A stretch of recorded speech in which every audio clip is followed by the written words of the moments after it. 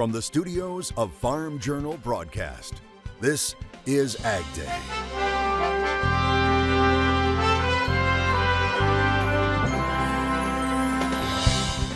Letting Mother Nature and cattle do their work. When we got out of spending money on fertilizer, it was huge, huge. And I didn't think it would ever happen.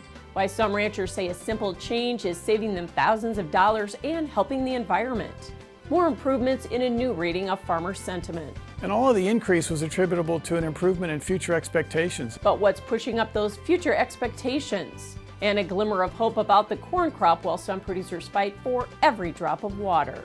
So the chances of that corn actually producing much of anything is pretty slim. The latest snapshot right now on AgDay. AgDay, presented by Pioneer. What's next happens when the name on the cap matches the power of one's purpose. Pioneer, what's next happens here. Good morning, I'm Michelle Rook in our Kansas City studio. Clinton is on vacation. Some hopeful signs about crop conditions in the latest report from USDA.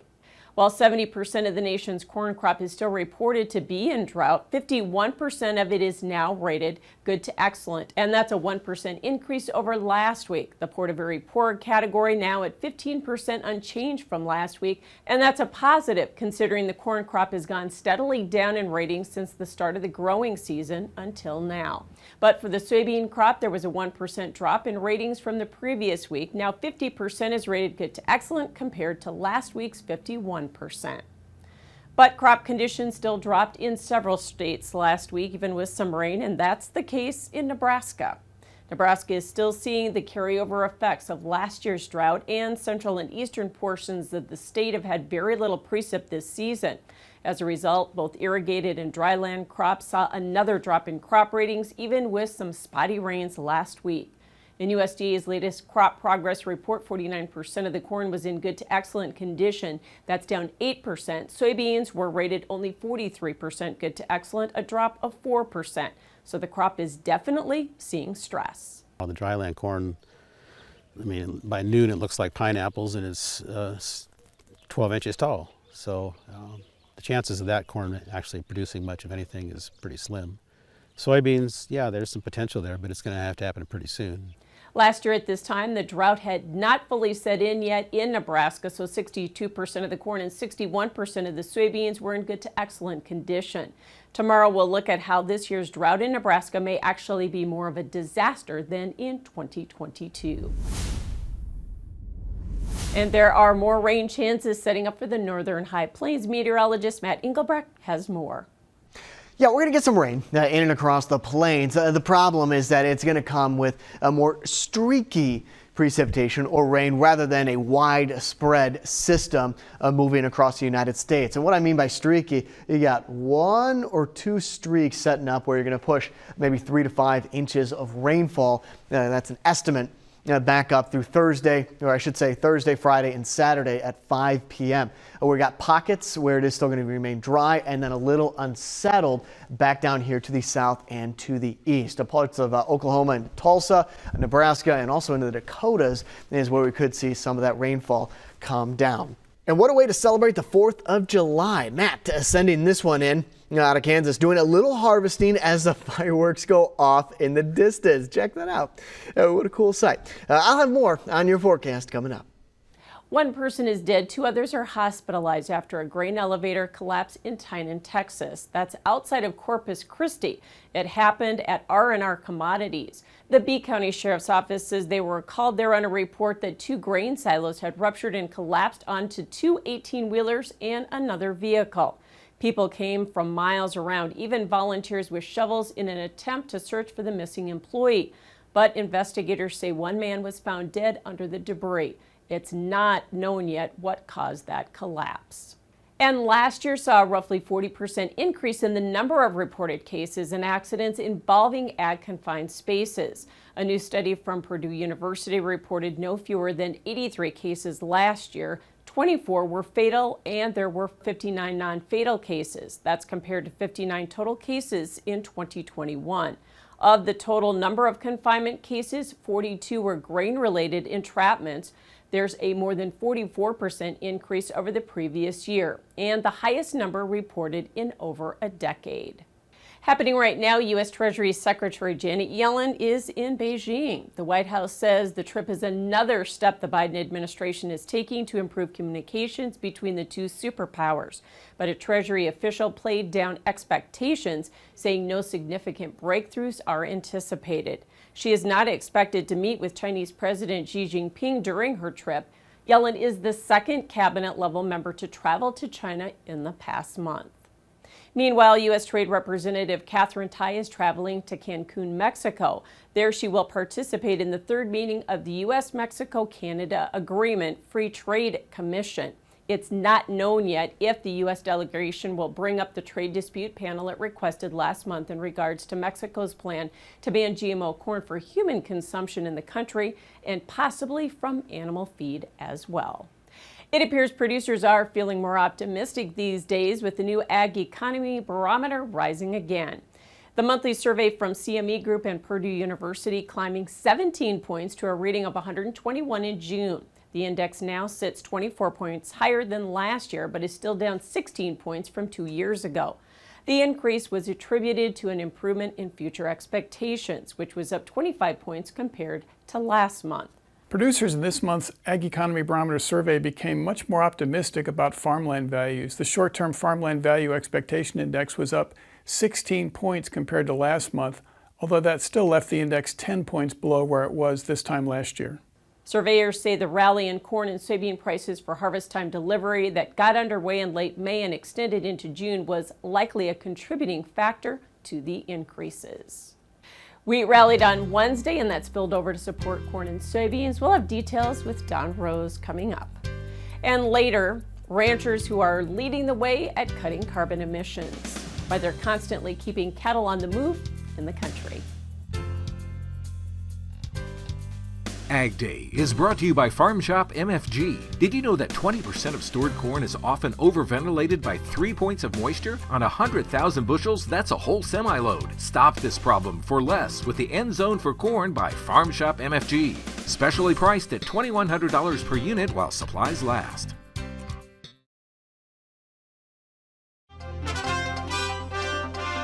A steady to higher day in the grains on Wednesday. Don Rose, U.S. Commodities, joining us. Don, wheat was the big leader on Wednesday. Was that weather, or was that some of these concerns about maybe Russia bombing this nuclear plant in Ukraine? Well, I think, Michelle, it's a good lesson. When the trade gets so negative, we were down hard 7 days in a row, oversold in a market. And then if anything changes, then you can see some big short covering, funds short over there. And you're exactly right. It was a combination of everything. The smaller crop in Russia, the nuclear fear. Then we had talk of the smaller crops in both the U.S., Canada, and then, of course, Russia, the largest exporter in the world. Maybe their crop's not as big. So I think it was a technical bounce, one that we just got too low too quick. And we're not watching our market so much as we're watching what the rest of the world does, and what the rest of the world found some stability, Michelle. Yeah, corn and soybeans certainly tried to follow the rally in the wheat market, but those markets are kind of still trying to digest acreage and weather and a lot of other things, aren't they? Yeah, I think seasonalities, are negative into at least the middle of July on the grain market on corn and soybeans. And, we tried to respect that in the corn, just really couldn't rally. The soybean market, of course, it's all about those acres. We're at pipeline minimum. So it's a real issue. What's the yield going to be? And we're going to be debating that all the way through August. And probably with some of the late planting stuff, even do we get an early freeze? Because remember, even at 52 yield, we probably are still hovering around a 150 carry out. You lose anything on yield and you've got a real big problem. So the July 12th report is going to be very important to see once what the government does. And then I think before that, we'll watch these crop condition ratings, expect those with the weather pattern changed or changing, that's going to be, something that's going to be a big focus here also before the crop report. Yeah, a lot of information still to get through here. Thanks for joining us, Don Rose, U.S. Commodities. We'll have more AgDay coming up. For all your risk management and trading needs, call one of the U.S. Commodities specialists at 800-247-4071.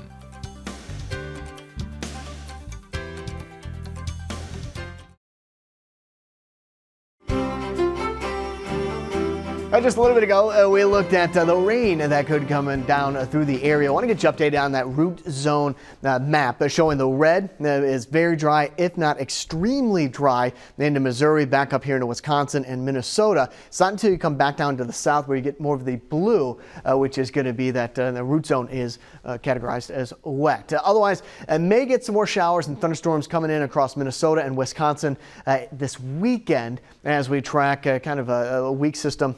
Vort Max is what it would be called, moving through the jet stream. Again, that's this weekend. Until then, the flooding potential through Saturday is going to put kind of the bullseye right into Tulsa, Oklahoma, back up into southern Missouri, as well as into southern Illinois and Indiana, with about a 15 to 40% chance of some flooding potential, and that's where we push up above about 3 inches of rainfall in the course of a short amount of time. You see how all this starts to move more to the east, as our systems typically do. The bullseye is now over Tennessee, but also another one up into upstate New York, as well as into Pennsylvania, New York State, Maine, and Vermont. Again, that's coming up on Sunday. The temperature outlook, now what we're going to have is a cold front come through. It already has come through a good portion of the nation. A pocket of cool air is just going to sit back up here into Canada and right along the United States border. As that sits back up here to the north, pieces of energy are going to come down, and that's where we start to see the possibility of some rain. Doesn't look like much, but it is something coming in this weekend and a little bit into next week. So July 10th through the 14th, your heat is still back down into Texas and into the southeast, with a pocket of some cooler air into the Midwest and the northern plains. As for that jet stream, again, all indications continue to show that we're going to continue to see that pocket of cool air back up towards the United States and a Canadian border. As for that drought monitor, again, this isn't going to change all that much. We may start to see a little bit alleviate that drought back into portions of Oklahoma. Let's take a look at what's going on in Ohio. Toledo, Ohio, mostly sunny, high around 86 degrees. Oklahoma, you got some morning thunderstorms and work into a high around 81 degrees. And then John Day, Oregon, partly cloudy, high of 90 degrees. Still ahead, a Montana rancher faces heavy fines after the government says he didn't report thousands of cattle grazing on BLM land. And later, how keeping cattle on the move may help cut carbon emissions in the country.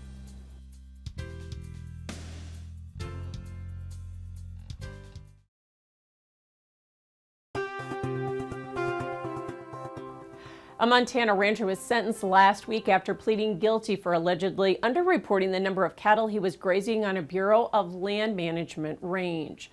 In court documents, the government claimed that between 2017 and 2020, 71-year-old Gene John Clammert held a BLM grazing permit for public land near Minot. The permit authorized him to graze his own cattle or other people's cattle if he reported them to BLM and paid surcharges. Now, BLM claims in 2017 it discovered Clammert was underreporting cattle, and when confronted, he admitted grazing 100 cattle that didn't belong to him and that he didn't report. Despite warnings, prosecutors allege Clammert continued misreporting cattle numbers the next 3 seasons to avoid the surcharge. In total, it's estimated Clammert grazed more than 2,000 cattle he did not report. He was sentenced to 4 years probation, fined $35,000, and ordered to pay more than $143,000 in restitution. Tyson is dropping its "No Antibiotics Ever" tagline from its chicken products. Instead, the new labels will state "No antibiotics important to human medicine." That's a standard recognized by USDA and the World Health Organization, which allows for the use of antibiotics not crucial to the treatment of human diseases. Tyson says about half of U.S. poultry farmers use some form of antibiotics to help keep chickens healthy. As for other major chicken producers in the U.S., Purdue says it does not use antibiotics, and Pilgrim's Pride says it uses some. Tyson says new labeling will be seen on packages of its chicken by the end of the year. Coming up, the world is finally catching on to it, but it's something ranchers are already putting into practice. How they're leading the way in lowering carbon emissions through grazing practices, next. Registration is open for the 2023 Pro Farmer Crop Tour, August 21st through the 24th.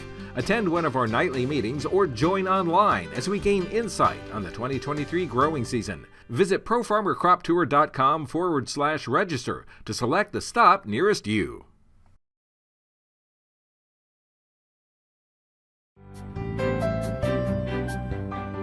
What's being called the country's largest cattle emissions research facility has just been unveiled at Colorado State University.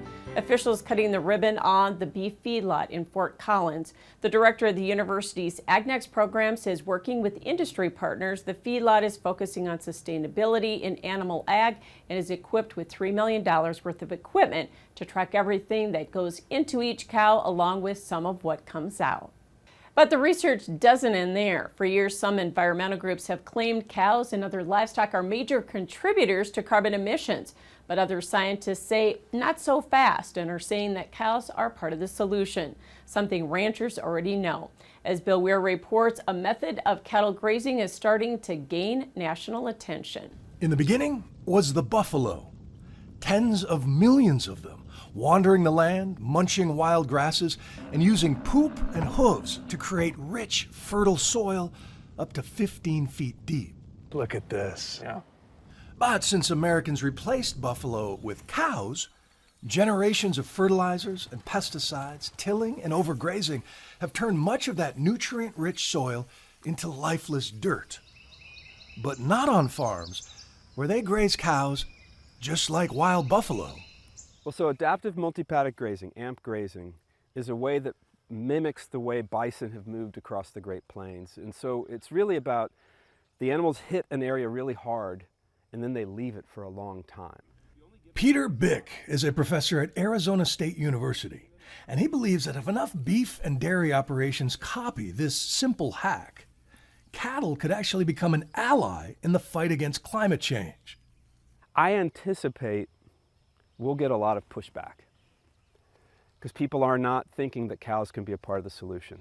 Not only are you going against the grain of environmentalists who think meat is evil for lots of reasons. Yeah.